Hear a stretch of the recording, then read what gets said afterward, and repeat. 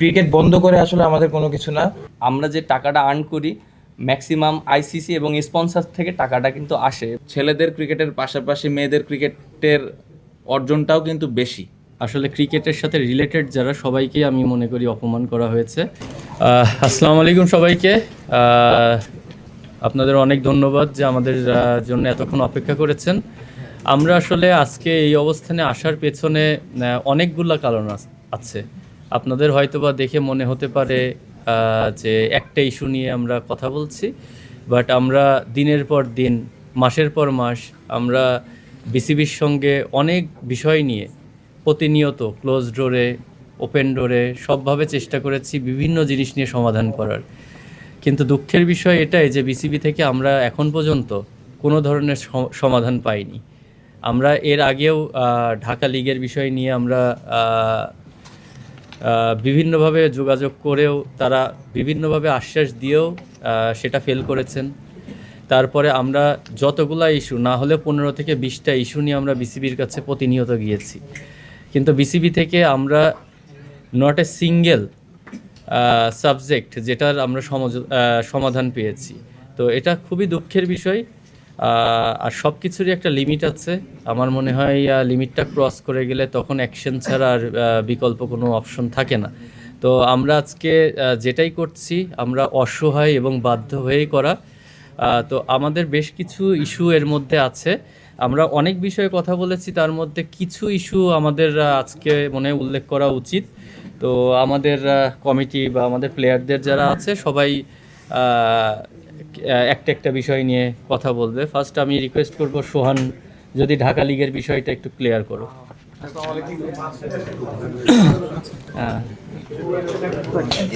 এখানে আসসালামু আলাইকুম ভাই। আমার কাছে মনে হয় যে দেখেন, আমরা ক্রিকেটার, আমাদের মেন কাজটা হচ্ছে মাঠে ক্রিকেট খেলা। আমার কাছে মনে হয় যে আজকে ক্রিকেট খেলি বলে আমাদের এখানে যারা প্লেয়ার আছে সবাইরে আসলে আপনার বা বাংলাদেশি জনগণ যারা আছে রেসপেক্ট করে বা ভালোবাসা পেয়ে থাকি। তো ক্রিকেট বন্ধ করে আসলে আমাদের কোনো কিছু না। আমরা চাই যে ক্রিকেট মাঠে খেলা থাকুক এবং খেলা হোক এবং প্রফেশনালিজম মেনটেন করে যাতে সবাই আমরা ক্রিকেট খেলতে পারি মাঠে, এটা সব থেকে বড় লক্ষ্য থাকে। আমার কাছে মনে হয় যে ঢাকা লিগ নিয়ে যে কোশ্চেনটা আসছে, যে ঢাকা লিগ কিন্তু আমাদের বাংলাদেশ ক্রিকেটের সব থেকে বড় একটা জায়গা যেখানে আসলে মানে সব ক্রিকেটাররা অংশগ্রহণ করে থাকে। আমরা হয়তো বিপিএল খেলতেছি খুব কিছু সংখ্যক মানুষ, কিন্তু first division, second division, third division যারা আরও নিচে আছে তাদের অনেকের ফ্যামিলি চলে এই ক্রিকেটের উপরে এবং এখান থেকে বড় প্লেয়ার চলে আসে। সো ঢাকা ক্লাব মানে ঢাকা লিগের ক্লাবগুলো ছাড়া আসলে বাংলাদেশ ক্রিকেট কিন্তু খুব ভালো একটা জায়গায় যাবে এটা আমরা আশা করতে পারি না। অবশ্যই আমরা চাই যে সব জায়গায় ক্রিকেট খেলা হোক এবং আমরা মাঠে আমরা সব থেকে প্রপারলিভাবে ক্রিকেট খেলতে চাই, এটাই হচ্ছে আমাদের সব থেকে বড় আশা। এবং টু বি অনেস্ট যদি বলি, আমার কাছে মনে হয় যে আজকে খেলার জন্য এখানে যারা আছে সবাই বা আমরা যাদের আজকে হয়তো এখানে ছিলাম সবাই আসলে খেলার জন্য খুবই উদ্গ্রীব এবং ইভেনচুয়ালি এখনও আমরা চাই যে মাঠে খেলাটা যেভাবে হোক, মাঠে খেলা না হোক এটার এগেনস্টে আমরা না, আমরা মাঠে খেলতে চাই এবং সুষ্ঠুভাবে যাতে ক্রিকেট খেলাটা হয় এটাই আমরা চাই। আর ঢাকা লিগ নিয়ে যেটা বলবো, যে ঢাকা লিগে দেখেন first division, second division, third ডিভিশনে কয়েকবার আলোচনা হয়েছে। বিসিবি হয়তো কিছু পদক্ষেপ নেওয়ার কথা বলেছে এবং নিতে চেয়েছে, বাট অবভিয়াসলি কিছু কারণে হয়তো এই জিনিসগুলো প্রপারলি হচ্ছে না। তো এই জায়গায় আসলে আমাদের সবারই একটা কনসার্নের ব্যাপার আছে যে আমরা কীভাবে ঢাকা লিগে শুধু প্রিমিয়ার লিগ না, first division, second division, third division সবাই মিলে আসলে যাতে ক্রিকেট খেলাটা যথাযথভাবে মাঠে হয়, এটাই আসলে আমাদের সবার আশা। আচ্ছা, আমি নেক্সট একটা বিষয় যেটা আমাদের ডিরেক্টর সম্মানিত বোর্ড ডিরেক্টর যে বিষয়টা নিয়ে এত কিছু মানে ক্রিকেটারদের আজকে আসলে একজন থেকে শুরু করে টোটাল ক্রিকেট জাতিকে যেভাবে প্রশ্নের সম্মুখীন করেছেন, তো জিনিসটা আসলেই খুব দুঃখজনক। এবং এটা নিয়ে আপনারা দেখেছেন আমরা প্রতিবাদ করেছি। আমরা ক্রিকেটারদের আসলে এটা সম্মানের ব্যাপার। ক্রিকেটারদের এটা শুধু ক্রিকেটার না, আসলে ক্রিকেটের সাথে রিলেটেড যারা সবাইকেই আমি মনে করি অপমান করা হয়েছে। এবং আপনারা এর আগেও দেখেছেন যে আমরা একটা প্রেস করেছিলাম, ওনাকে তার বেফাস মন্তব্যের জন্য সরি বলতে বলা হয়েছিল। তারপরে যত দিন গেছে উনি আরও ডেসপারেট হয়ে গেছেন। ডেসপারেট হয়ে উনি প্লেয়ারদের আর্থিক বিষয় থেকে শুরু করে সব যত ধরনের ছোট করা যায়। তো আমার মনে হয় উনি যেই বক্তব্যগুলো দিয়েছেন সেটা উনি একজন দায়িত্বরত জায়গা থেকে কোনোভাবেই দিতে পারেন না, এবং ওই জিনিসটা ক্লিয়ার করার জন্য আমি মিরাজকে রিকোয়েস্ট করব যে আমাদের প্লেয়ারদের আসলে জিনিসটা কি হয় বাংলাদেশের জনগণ হয়তোবা অনেকেই জানেন না যে ক্রিকেটটা কিভাবে চলে, বা মানে ক্রিকেটাররা কিভাবে আর্ন করে। আমি মিরাজকে রিকোয়েস্ট করব ওই বিষয়টা একটু দেশের মানুষের উদ্দেশ্যে যদি ও ক্লিয়ার করে দেয়, আমার মনে হয় এটা ভালো হবে। আসসালামু আলাইকুম সবাইকে। মিথুন ভাই যেটা বললো, আমরা জানি যে গতকালকে একটা ঘটনা ঘটেছে, যে আমরা সবসময় বলে থাকি যে ক্রিকেট বোর্ড আমাদের অভিভাবক, এবং তারা যদি এরকম মন্তব্য করে থাকে তাহলে এটা অবশ্যই আমাদের জন্য একটা দুঃখজনক। আর একটা জিনিস ক্লিয়ার করা উচিত যে প্রত্যেকটা মানুষই জানে, যেটা মিথুন ভাই বলল, এটা আমি অনেক সময় অনেক জায়গায় ফেস করেছি, আমি দেখেছি, অনেক দর্শকের সাথে কথা হয়েছে। অনেক সময় আমরা খারাপ খেললে বলে যে ভাই আপনারা ভালো খেলছেন না, আমাদের টাকাই তো আপনারা চলেন, যে আমরা টাকা দিই বলে তো আপনারা মাঠে খেলছেন। জিনিসটা আসলে এরকম না। আমরা যে টাকাটা আর্ন করি ম্যাক্সিমাম আইসিসি এবং স্পন্সর থেকে টাকাটা কিন্তু আসে, এবং আজকে যে ক্রিকেট বোর্ডের যে টাকাগুলো আছে, আমার কাছে মনে হয় যারা ন্যাশনাল টিমে ফার্স্ট থেকে এখন পর্যন্ত যারা রিপ্রেজেন্ট করছে, বাংলাদেশের একটা জার্সি পরে খেলেছে, তাদেরও এখানে সেটার একটা অংশ আছে, আমার কাছে এটা মনে হয়। কারণ প্রত্যেকটা মানুষের কষ্টের বিনিময়ে কিন্তু আজকের যে ক্রিকেট বোর্ডের যে টাকা আছে, প্রত্যেকটা মানুষের হক আছে, এবং মাঠে খেলা হচ্ছে বলেই কিন্তু আজকে আমাদের একটা ভালো জায়গায় আমরা ক্রিকেট বোর্ড আছি।